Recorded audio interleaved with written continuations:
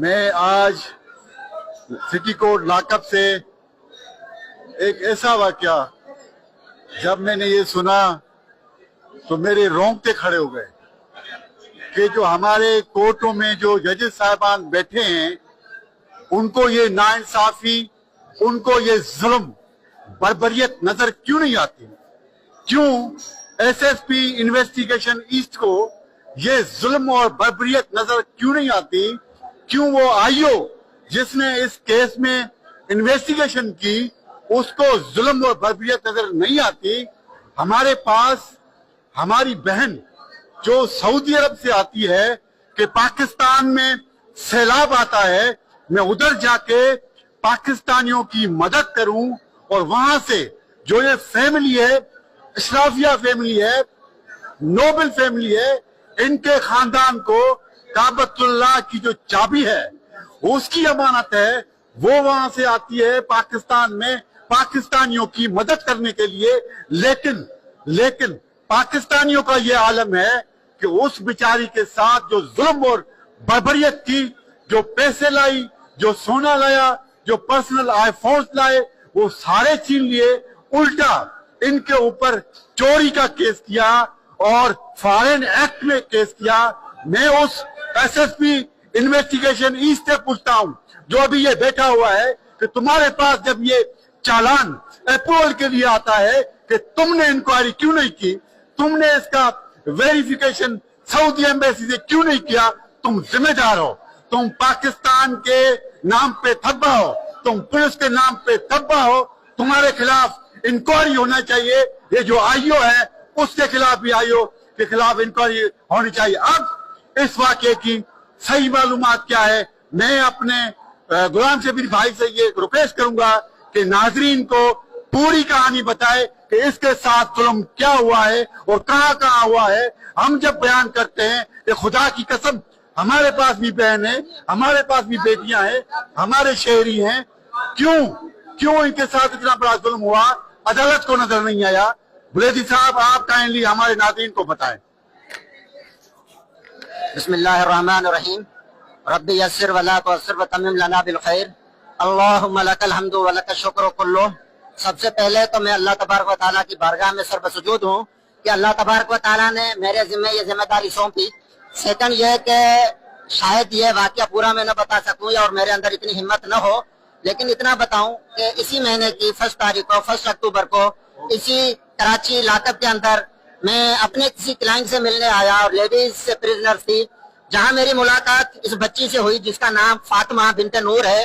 یہ سعودین سٹیزن ہے جو کہ عربی میں بات کر رہی تھی۔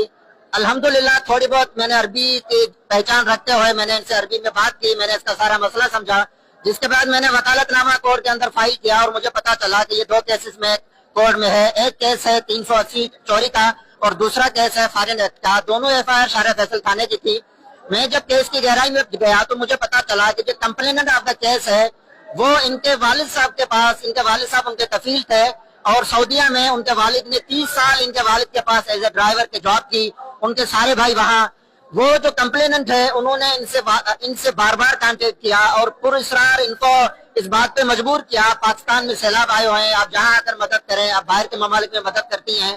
یہ 25 شوال کو سعودیہ ایئر لائنز کے تھرو لیگل طریقے سے کراچی پہنچتی ہیں اور جوہر کے اندر ایک فلیٹ کے اندر ان کو 1.5 سے 2 مہینہ رکھا جاتا ہے، جہاں ان کے پاس 4 لاکھ ریال ہوتے ہیں، 3 آئی فون ہوتے ہیں، ایک آئی فون ان کے اپنے استعمال میں ہوتا ہے جو کہ لے لیا جاتا ہے۔ اور اس کے بعد جب ان پہ ظلم و بربریت کی گئی کہ اور بھی پیسے منگواؤ، اس پوری فیملی نے جو کہ کمپلیننٹ تھے، اس کے بھائی وغیرہ تھے، ان کے اور رشتہ دار تھے، انہوں نے جو چمچ ہوتے ہیں لوہے کے وہ جلا کر کے ان کی ٹانگوں پہ ان کو جلایا گیا ہے، سگریٹ سے ان کو جلایا گیا ہے۔ اور جب یہ گھر سے بھاگ کے باہر نکلی ہیں، انہوں نے 15 پہ کال کی ہے تو پولیس شارع فیصل کی پہلے 54 میں ان کو بند کرتی ہے، بعد میں چوری کے ایف آئی آر کاٹتی ہے اور اس میں جتنی بھی کیس پراپرٹی ان سے نکلتی ہے، جس کے اندر ان کے چین ہوتے ہیں، ان کے لاکٹ ہوتے ہیں، ان کی رولیکس کی گھڑی ہوتی ہے، ان کے آئی فون ہوتے ہیں، وہ سارے کے سارا کیس پراپرٹی جانتی ہے۔ اور الحمدللہ ثم الحمدللہ جس کے بعد 3 تاریخ کو دوبارہ ان کی ہیئرنگ ہوتی ہے اور مدعیہ کورٹ میں آتی ہیں 8 تاریخ کو، 8 اکتوبر کو، 9 اکتوبر کو۔ آج میں نے 249 فائل کی جس پہ مدعیہ نے نو آبجیکشن دے دیا कि जी मुझे कोई ऑब्जेक्शन नहीं है, कोर्ट इसको छोड़ दे। और प्लस में उस 249A एप्लीकेशन में मैंने मेंशन किया कि जो केस प्रॉपर्टी है, जिसको केस का हिस्सा बनाया गया है, जिस केस में 380 की FIR होती है, वो सारी केस प्रॉपर्टी नहीं है बल्कि पर्सनल सर्च है, जो कि हमारी बहन नूर से बरामद हुआ है। और उन्होंने उस पर नो ऑब्जेक्शन दिया। आज कोर्ट ने वो तमाम मोबाइल फोन्स, वो गोल्ड की चीजें, वो रिंग्स, वो इनको दी। इस सारे केस के अंदर पुलिस भी इन्वॉल्व नजर आई, कंप्लेनेंट भी उनके साथ मिला हुआ नजर आया। इस तरह का जुल्म एक बच्ची के साथ, मेरे ख्याल में इसमें जो भी मुद्दई है उनको सजा मिलनी चाहिए।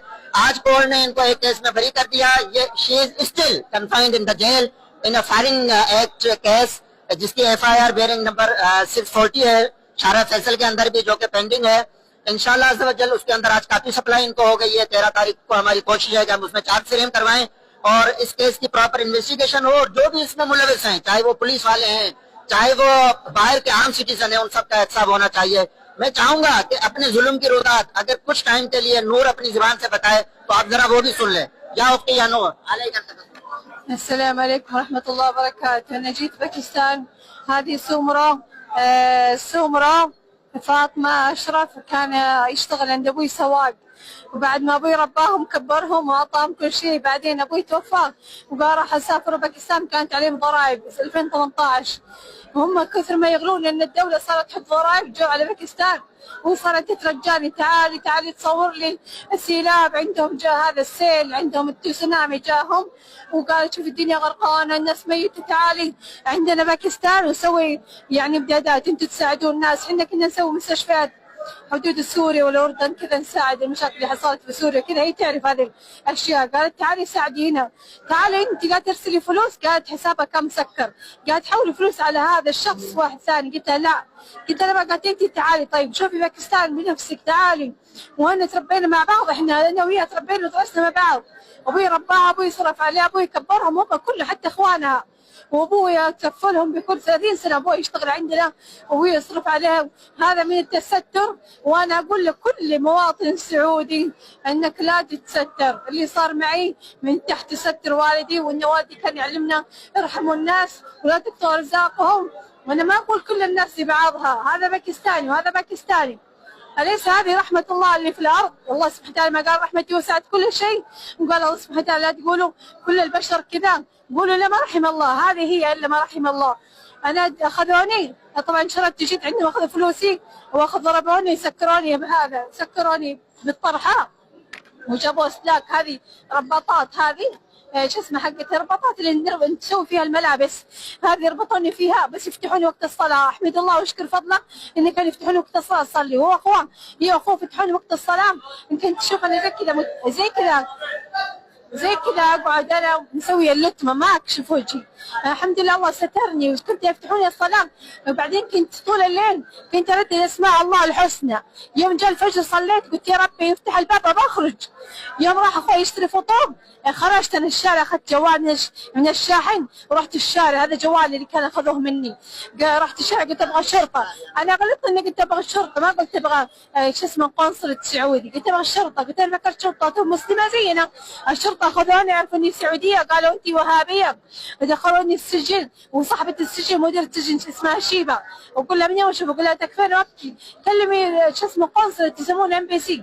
تقول طيب تروح وتحرش عليه البنات، يضربوني حتى كسروا اسناني، خربوا اذني، ضربوني حتى الطبله عندي تفجرت، يضربوني ضرب فشيع. حتى بعدين جتني واحده قالت ترى هم يضربونك عشان شايلين فلوسك وتوزعت الفلوس، الحين يبغوا يقتلونك في السجن، انتبه على نفسك.